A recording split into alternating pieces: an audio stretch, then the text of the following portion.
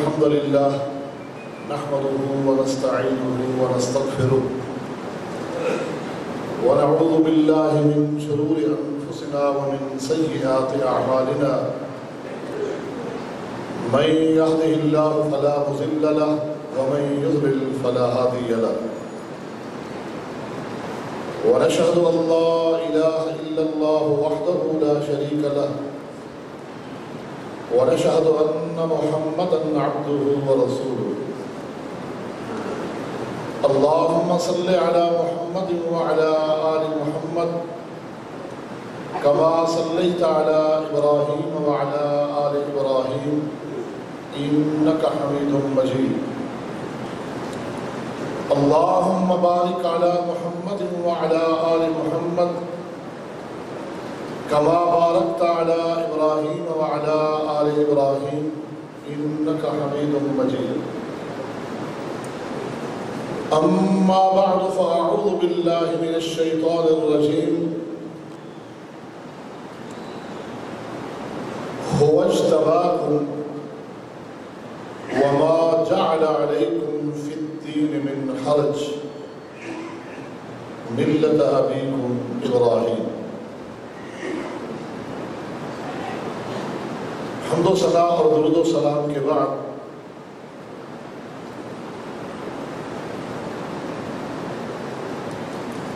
آج کی ہماری اس نشست کے حوالے سے جو میرے لیے مضمون تجویز کیا گیا وہ آپ بھائیوں نے سماعت فرمایا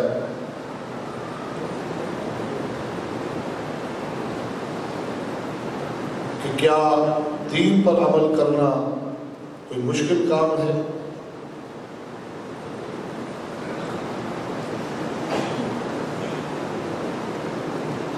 اللہ رب العالمین اس کا جواب دے رہے ہیں قرآن مجید میں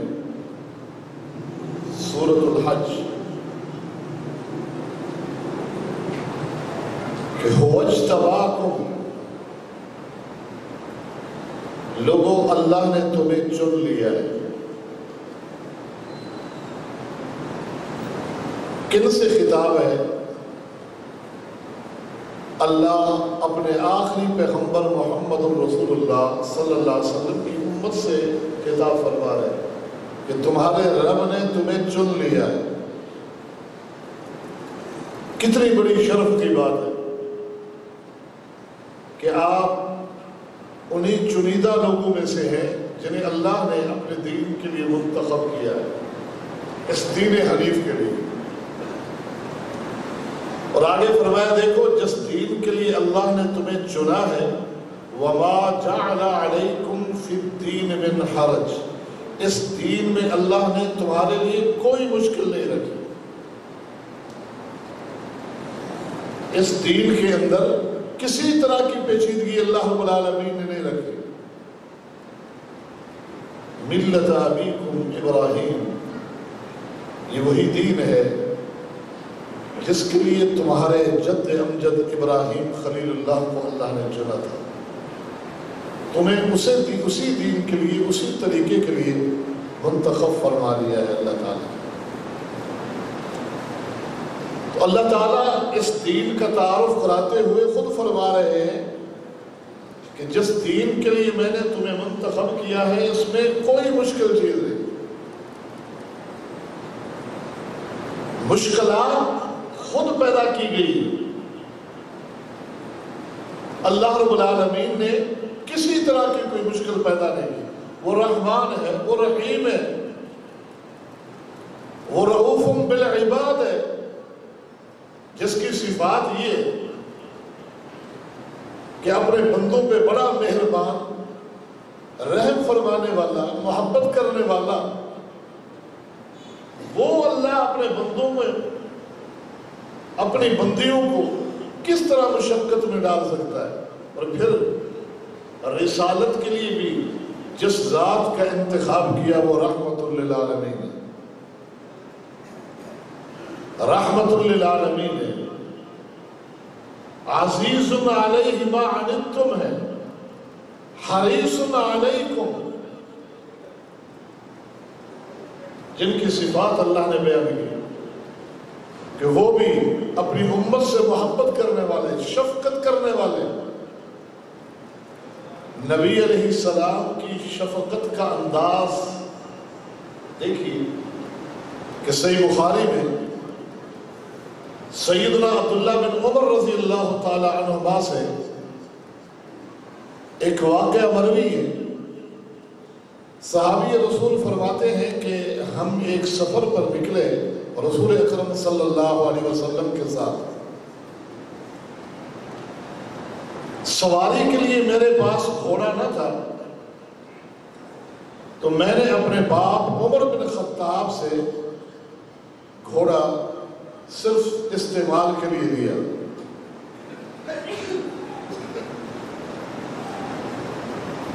ہم اسی سفر میں اپنے گھر سے فارغ ہو کر، جہادی سفر تھا، وہاں سے فارغ ہو کر واپس مدینہ منورہ آ رہے تھے۔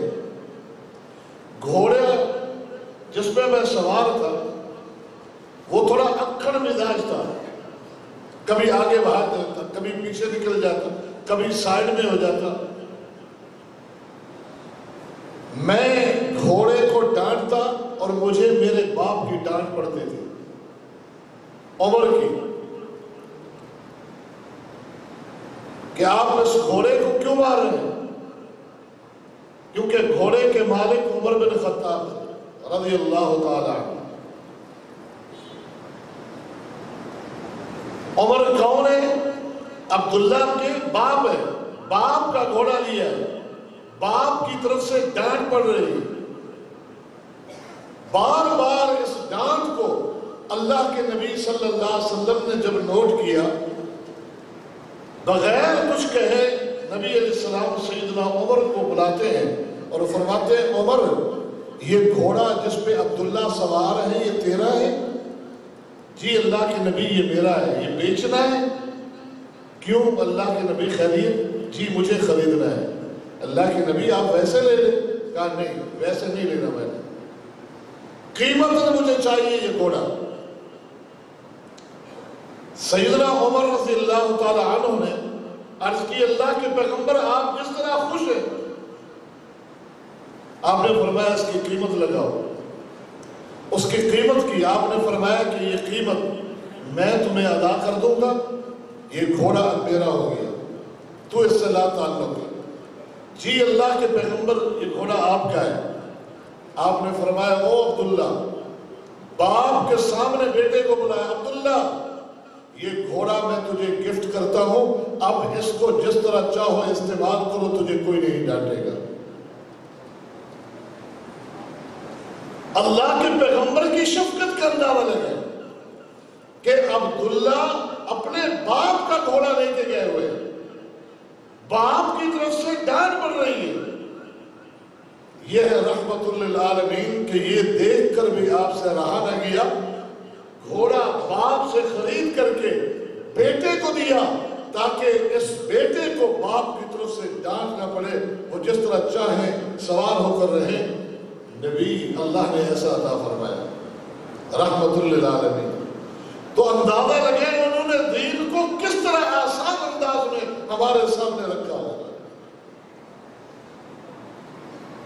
وہ دین بنانے والا، بھیجنے والا، وہ بھی رؤوف، وہ بھی رحمان، وہ بھی رحیم، اور جس کے ذریعے ہم تک پہنچایا وہ بھی رحمت للعالمین۔ اب بھی آپ کو بات میری سمجھ میں نہ آئی ہو تو الحمدللہ پڑھا لکھا دور ہے، اور قرآن و حدیث کے بھی اردو تراجم ہو چکے ہیں، انگلش تراجم ہو چکے ہیں۔ آپ قرآن مجید کا کوئی پارہ کھولیں اور اس کا اردو ترجمہ پڑھیں، حدیث کی کوئی کتاب اٹھائیں اور اس کا اردو ترجمہ پڑھیں،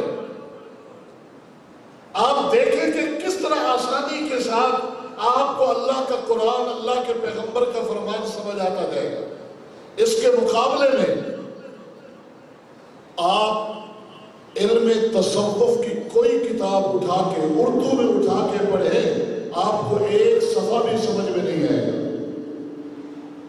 آپ فقہ کی کوئی کتاب اٹھا کے دیکھیں، سب سے چھوٹی دفعہ پڑھ کے دیکھیں، بار بار پڑھیں، اگر اس کا مفہوم سمجھ میں آئے تو آپ کہہ رہے ہیں۔ علم کلام کی کتاب اٹھا کے دیکھیں، علم فلسفہ کی کتاب اٹھا کے دیکھیں، آپ کو سمجھ میں نہ آئے۔ قرآن مجید، یہ دین قرآن و حدیث کا نام ہے۔ قرآن کھولے، ترجمہ پڑھتے جائیں، سمجھ آتا جائے۔ حدیث کی کتاب کھولے، پڑھتے جائیں، سمجھ آتی جائے۔ یہ ہے اللہ کا دین۔ اس کے مقابلے میں بنائے ہوئے جتنے دین ہیں، ان میں سے کسی کی بھی آپ کتاب اٹھا کے دیکھیں، حقیقت و معرفت طریقت کی کتابیں اٹھا کے دیکھیں اور مطالعہ کریں، وہ اصطلاحات بھی ایسی استعمال ہوں گی کہ ان کے سمجھنے کے لیے بھی آپ کو گھنٹے جائیں گے، ایک ایک اصطلاح کو کہ یہ لفظ کہاں استعمال کیا جاتا ہے۔ یہ تو خالی پڑھنا اس قدر دشوار ہے۔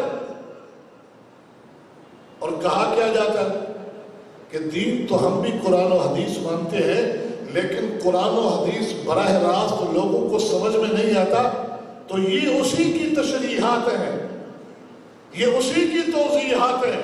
یہ عجیب تشریحات ہیں، یہ عجیب توضیحات ہیں کہ وہ اصل کتاب سمجھ میں آ گئی ہے، لیکن تشریحات سمجھ میں نہیں آ رہی، توضیحات سمجھ میں نہیں آ رہی۔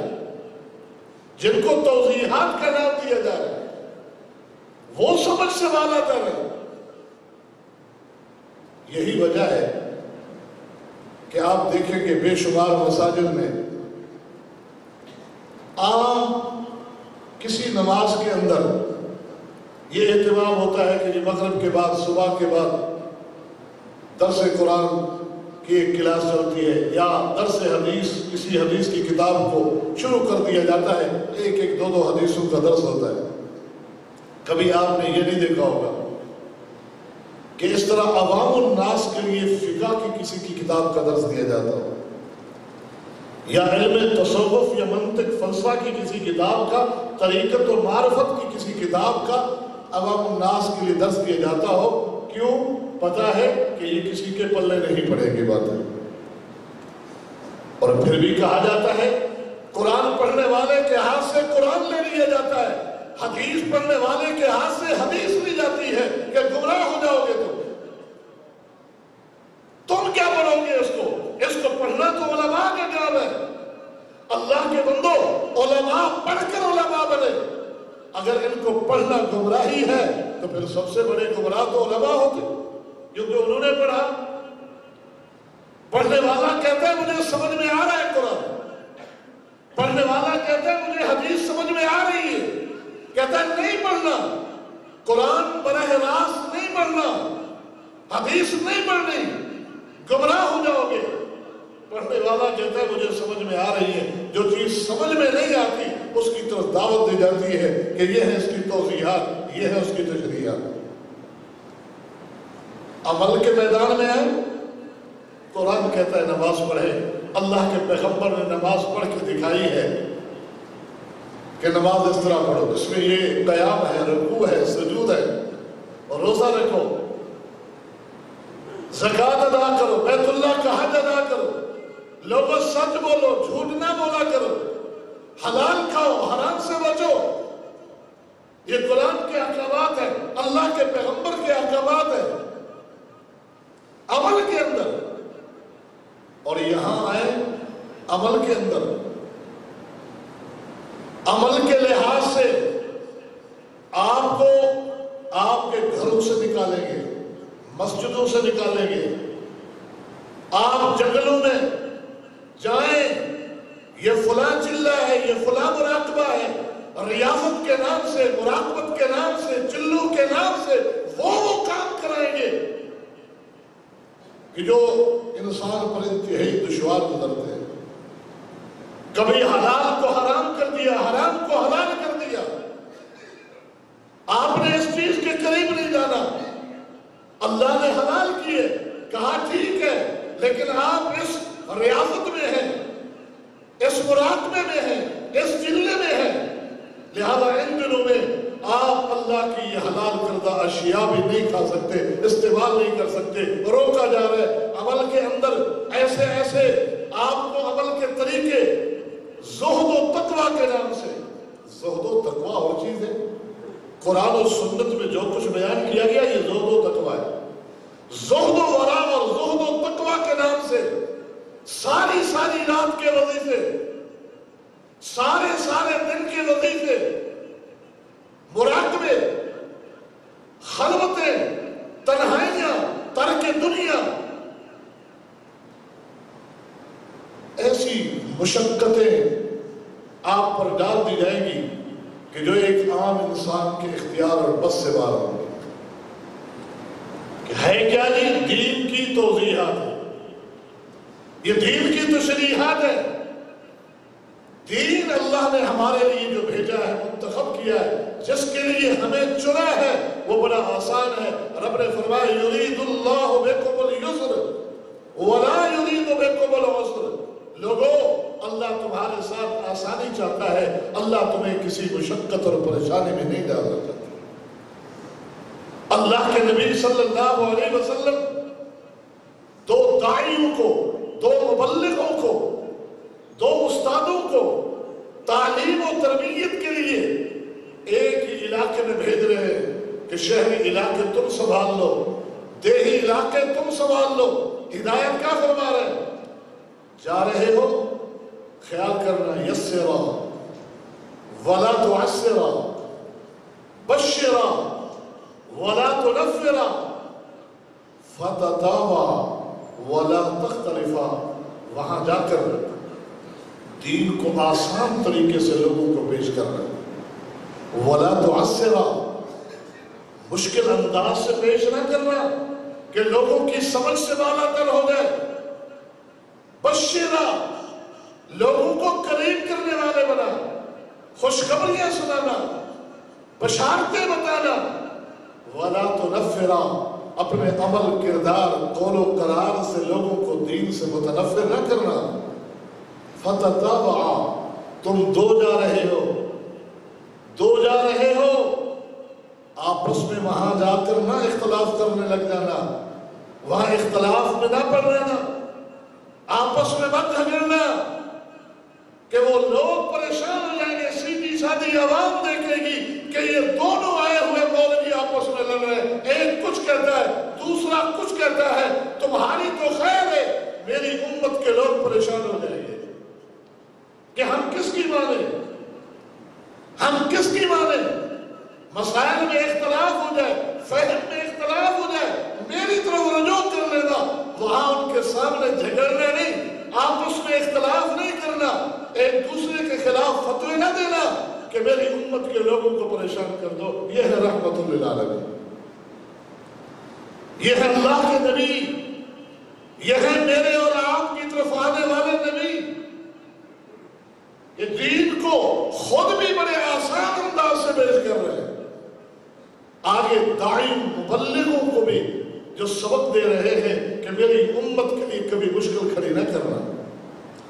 بیت اللہ اللہ کا گھر ہے، کتنی عظمت والی جگہ ہے، خالی بیت اللہ پہ نظر پڑتی ہے، جا کے دیکھتے ہیں تو خوشی کی وہ کیفیتیں دل کے اندر سے اٹھتی ہیں کہ جس کا اظہار الفاظ میں ممکن ہی نہیں، اور اس کا وقار اور روح کہ اللہ نے ہمیں یہاں آنا نصیب کر دیا، اور بیت اللہ کا دروازہ کھلے اور بیت اللہ کے اندر چلے جائیں، کتنی بڑی سعادت ہے، کتنی بڑی سعادت ہے۔ کائنات کے امام چابی منگواتے ہیں بیت اللہ کی، اپنے دو ساتھیوں کے ساتھ بیت اللہ میں داخل ہو گئے، واپس آئے تو چہرے پر پریشانی کے آثار ہے۔ مجھے اور آپ کو یہ سعادت نصیب ہو، میرے خیال میں خوشی اور سرور کی وہ کیفیت طاری ہو جو زندگی میں کبھی ختم نہ ہو، کہ ہمیں اللہ نے یہ شرف بخشا، یہ سعادت بخشی کہ ہم بیت اللہ کے اندر داخل ہو گئے، اور کائنات کے امام جب گئے خوش تھے، جب واپس آئے پریشانی کے آثار چہرے پہ نمایاں ہے۔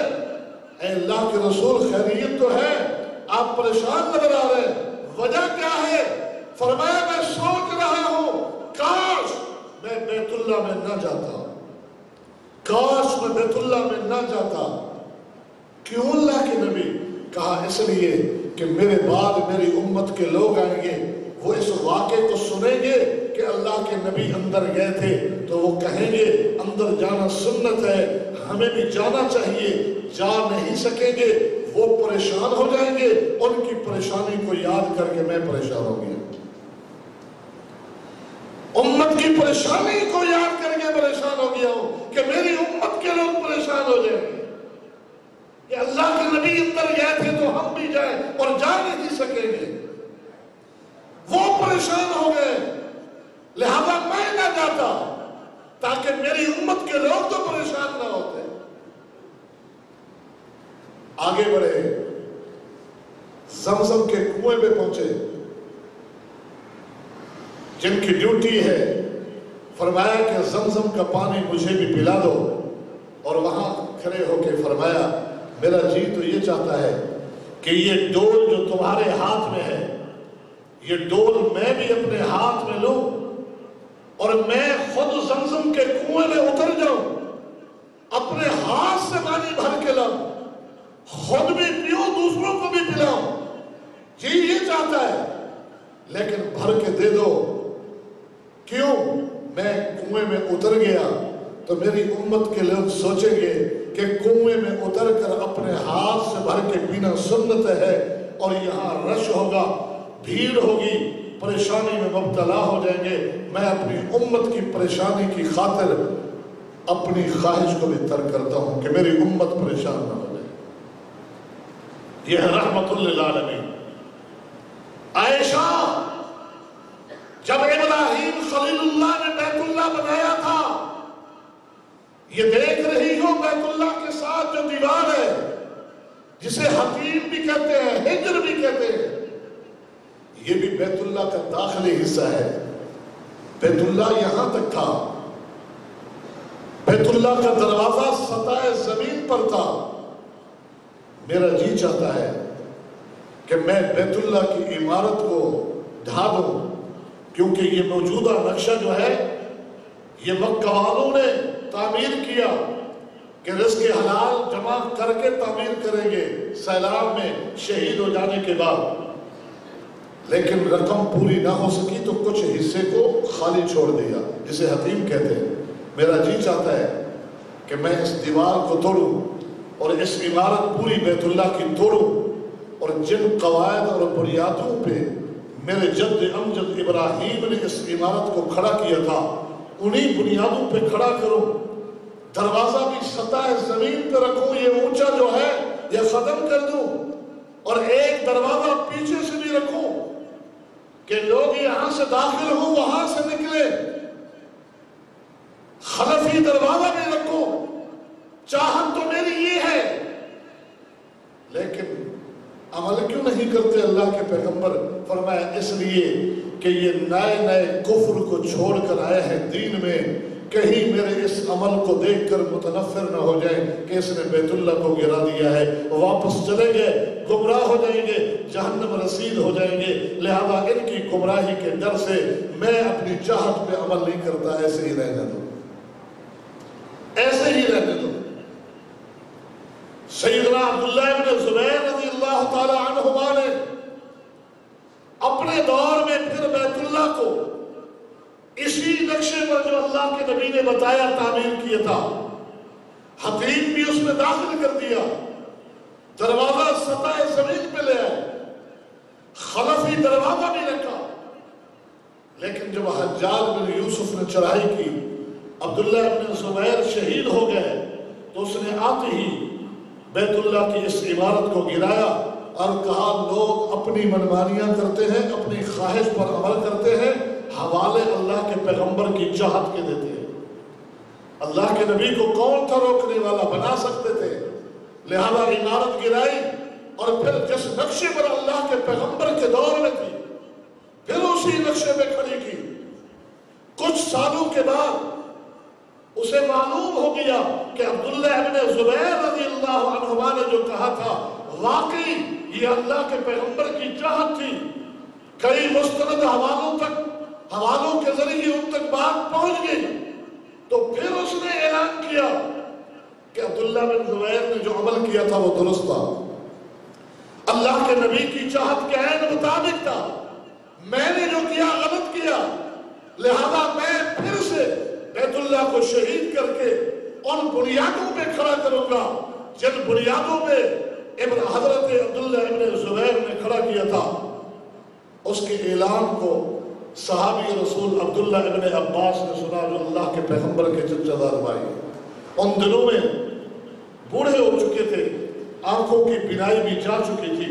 ان تک یہ بات پہنچی تو انہوں نے بڑے غصے کا اظہار کیا اور لوگوں کو جمع کر کے کہا کہ جاؤ میرا پیغام سنا دو کہ اللہ کے گھر کو اس حال پر رہنے دو، رحم کرو اللہ کے گھر پر جس طرح ہے. اللہ کے نبی نے بھی رہنے دیا تھا، تم بھی رہنے دو. مجھے ڈر ہے کہ اللہ کا یہ گھر بادشاہوں کے ہاتھوں کا کھلونا نہ بن جائے کہ جو بادشاہ آئے گا وہ کہے گا کہ نہیں میں نے اس نقشے میں بنانا ہے، اگلا آئے گا آخری بیت اللہ کو ڈھا دے گا کہ نہیں میں نے اس نقشے میں بنانا ہے، چھوڑ دو. اللہ کے نبی نے بھی چھوڑ دیا تھا، تم بھی امت پہ رحم کرو اور چھوڑ دو اس کے حال پہ. عبداللہ ابن عباس نے غصے کا اظہار کیا، پھر اس کو اس حال پر چھوڑ دیا گیا، آج تک اسی حال پر. تو میں عرض کر رہا تھا کہ اللہ رحمان و رحیم ہے، جس کو ہماری طرف رسول بنا کے بھیجا رحمت للعالمین ہے. تو دین میں آسانیاں ہی آسانی ہے. ہمارے لیے کسی چیز کا ایسی چیز رکھی ہی نہیں جو ہماری استطاعت سے باہر ہو. لا یکلف اللہ نفسا الا وسعها. اللہ نے اعلان کر دیا میں نے کسی انسان کو، مرد ہے یا عورت، کسی ایسے عمل کا پابند کیا ہی نہیں جو اس کی طاقت سے باہر ہو. کسی ایسے کام کا پابند کیا ہی نہیں جو انسان کی طاقت سے باہر ہو. لا یکلف اللہ نفسا الا وسعها. بیت اللہ کے حج کا حکم دیا تو کیا فرمایا؟ وَلِلَّهِ عَلَى النَّاسِ حِجُّ الْبَيْتِ. آگے فرمایا مَنِ اسْتَطَاعَ إِلَيْهِ سَبِيلًا. سب پہ فرض نہیں کیا، صاحب استطاعت پر. زکوٰۃ سب پہ فرض نہیں کی، صاحب نصاب پر. رمضان کا روزہ اور 5 وقتہ نماز امیر بھی پڑھ سکتا ہے، غریب بھی پڑھ سکتا ہے، اس لیے یہ سب پر فرض کر دیا. اور اس کے لیے بھی وہ رعایتیں رکھی کہ اگر ایک غریب بھی کسی ایسے موڑ پر پہنچ جائے زندگی کے کہ نماز اس کے لیے کھڑے ہو کر پڑھنا دشوار ہے تو بیٹھ کے پڑھنا، اور روزہ رکھنا اس کے لیے دشوار ہے، وہ فدیہ دے دے، بدل رکھ دیا ہے. شریعت نے آسانیاں ہی آسانیاں پیدا کی. اللہ نے یوں ہی اعلان نہیں فرمایا کہ یرید اللہ بکم اليسر، او لوگو تمہارا رب تمہارے لیے آسانیاں چاہتا ہے، ولا یرید بکم العسر. ام المؤمنین سیدہ عائشہ رضی اللہ تعالی عنہ سے کسی نے آ کر پوچھا کہ رسول اللہ صلی اللہ علیہ وسلم نماز چاشت پڑھا کرتے تھے؟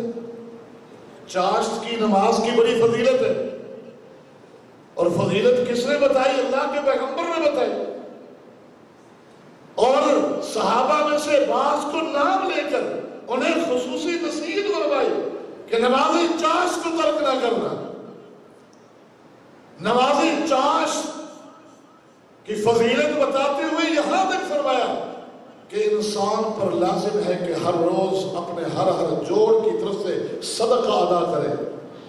جسم کے 360 جوڑ ہے تو 360 صدقات ہر روز ادا کرے. اور بتایا سبحان اللہ کہنا بھی صدقہ ہے، الحمدللہ کہنا بھی صدقہ ہے، اللہ اکبر کہنا بھی صدقہ ہے، کسی کو اچھی بات بتانا بھی صدقہ ہے، کسی کو غلط کام سے روکنا بھی صدقہ ہے، کسی کو راستہ دکھانا یہ بھی صدقہ ہے. راستے میں پڑی ہوئی کوئی ایسی چیز جو کسی کے لیے تکلیف کا باعث ہے یہ بھی صدقہ ہے.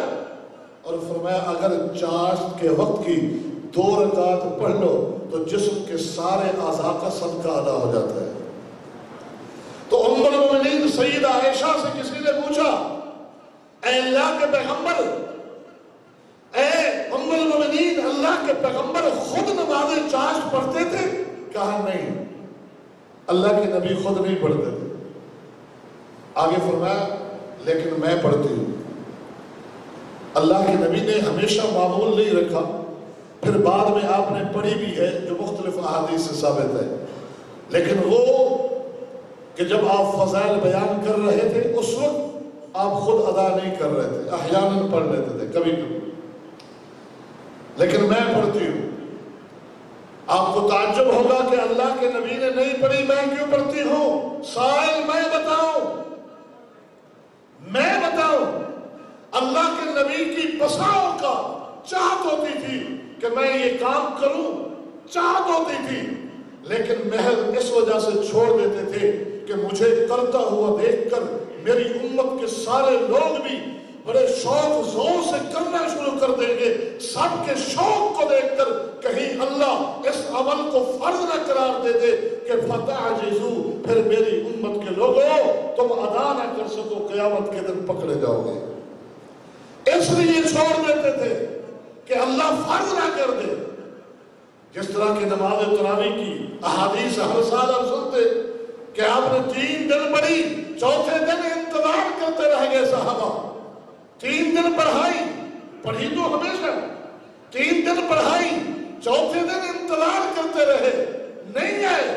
صبح کی نماز کے وقت آئے، فرمایا مجھے معلوم تھا کہ تم آ چکے ہو، لیکن میں اس لیے نہیں آیا کہ تمہارے اس شوق اور جذبے کو دیکھ کر اللہ کہیں اس نماز کو تم پر فرض نہ کر دے کہ پھر تم مشقت میں پڑ جاؤ۔ چاہتوں کے باوجود کتنی چیزوں کو آپ چھوڑ رہے ہیں کہ میری امت پر گرا نہ گزرے یہ چیز۔ عزیز علیہ ما عنتم، تو اللہ رب العالمین نے دین بنایا بھی آسان، اور پھر جو نبی بھیجا وہ رحمت للعالمین، جس نے اور ہی آسان انداز سے ہمارے سامنے پیش کیا۔ لوگوں، بھائیوں، بہنوں، اس کو مشکل بنایا ہے ان لوگوں کے اہل الرائے کے مفروضوں نے، اہل الرائے کے مفروضوں نے۔ مفروضے سمجھتے ہیں فرضی باتیں، بالفرض یہ ہو جائے تو پھر کیا کریں، بالفرض یہ ہو جائے تو پھر کیا کریں۔ آپ فقہ کی کتابوں میں پڑھ کے دیکھیں ہے یہ کہ یہ ہو جائے تو پھر کیا، یہ ہو جائے تو پھر کیا، پھر آخر میں جا کے پھنسا دیں گے آپ، کسی مشقت میں ڈال دیں گے آپ۔ اہل الرائے کے مفروضوں نے اور صوفیوں کے تکلفات نے، مراقبوں نے، ریاستوں نے اور غیر مسنون عبادات کے طریقوں نے، غیر مسنون ذکر کے چلوں اور محفلوں نے دین کو مشکل شکل میں جو پیش کیا ہے، وہ یہ 2 لوگ ہیں، یہ مجرم ہے۔ اللہ کا قرآن، محمد الرسول اللہ کا فرمان بڑا صاف ستھرا واضح، آپ نے فرمایا لوگوں تمہیں ایسے راستے پر، ایسے دین پر چھوڑ کے جا رہا ہوں جس میں رات کا تصور نہیں، جس کی راتیں بھی اس طرح روشن ہے جس طرح دن روشن ہوتا ہے، اتنا بین واضح راستہ ہے۔ اللہ مجھے اور آپ کو اس پر چلنے والا بنا دے، آمین۔ وما علینا